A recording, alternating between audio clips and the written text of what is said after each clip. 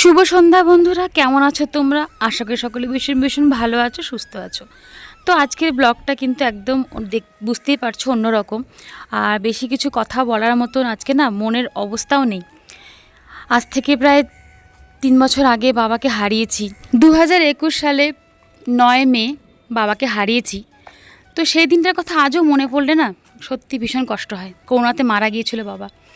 তো 3টা বছর পার হয়ে গেছে ঠিকই, তবু একটা যে শূন্যতা সেটা কিন্তু আজও রয়েছে, হয়তো সারা জীবন থাকবে।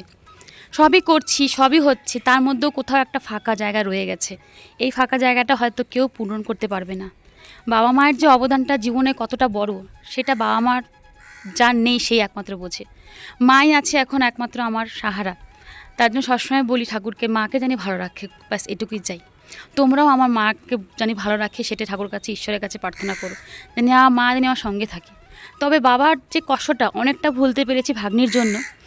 কারণ ভাগ্নি জন্ম হওয়ার পর ও ছোটো থেকে আমাদের কাছে থাকে, ও আবার চলে যাবে এর মধ্যে, কিন্তু ওকে পাওয়াতে মানে অনেকটা বলতে পারো যে বাবার যে কষ্টটা সেটা কিছুটা ভুলতে পেরেছি এর মুখের দিকে তাকিয়ে। কারণ আমার বাবার প্রত্যেকটা গুণই যেন মনে হয় যেন এর মধ্যে ফুটে পাই। মুখের আকৃতি থেকে আরম্ভ করে কথাবার্তা, চলন, সব কিছু এর মধ্যেই ফুটে ওঠে। তবে এই প্রথম আমি কিন্তু একই দিনে 2টো বড় ভিডিও পোস্ট করছি, যেহেতু এটা খুব একটা বড় হয়নি। ভিডিওটা কি আর বড় করব বলো, তো তার জন্য ভাবলাম যে তোমাদের সাথে বিকালে এটা শেয়ার করি। তার জন্য এটা তোমাদের সাথে শেয়ার করা, ভালো লাগলে অবশ্যই দেখো। আর এটাতে হয়তো ওয়াচ টাইমের জন্য কিন্তু আমি এই ভিডিওটা পোস্ট করছি না, এটা একটা স্মৃতি আমাদের জীবনে, তার জন্যই পোস্ট করা।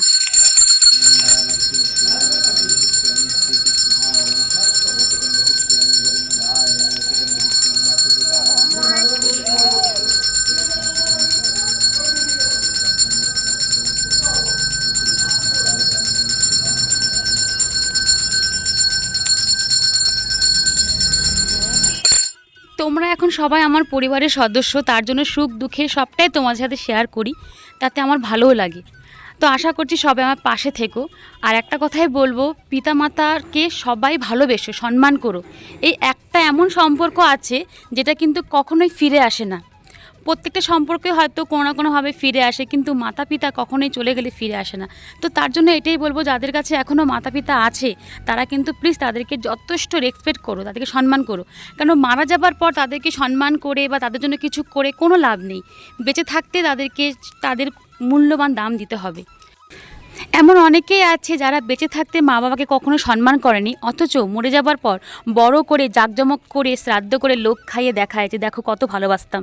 আদৌ কি সেটা ভালোবাসা ছিল? কখনোই না। তার জন্য বলছি, মন থেকে মা বাবাকে ভালোবাসো, কারণ ঈশ্বরের আরেক নামই কিন্তু মাতা পিতা। তো আর বিশেষ কিছু বলছি না, ভালো লাগছে না কথা বলতে। পাশে থেকো, সঙ্গে থেকো, সবাই ভালো থেকো, সুস্থ থেকো, এটাই আশা করি।